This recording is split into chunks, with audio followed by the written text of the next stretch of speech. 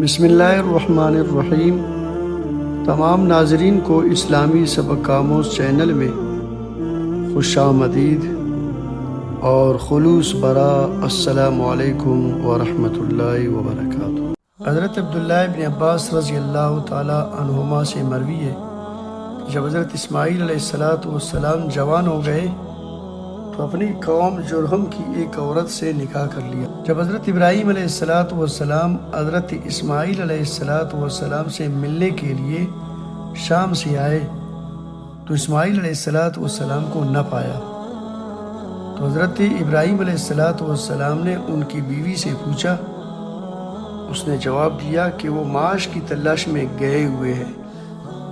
پھر اس سے معاشی حالات دریافت کیے تو اس نے کہا کہ ہم بڑی تنگی اور سختی سے گزارا کرتے ہیں، اور شکایتیں کرنا شروع کر دی۔ آپ علیہ السلام نے فرمایا کہ جب تمہارا شوہر آ جائے تو اس سے ہمارا سلام کہہ دینا، اور یہ کہ اپنے گھر کے دروازہ کی دہلی بدل دے۔ جب حضرت اسماعیل علیہ السلام واپس آئے تو انہوں نے سب پیغام پہنچا دیا۔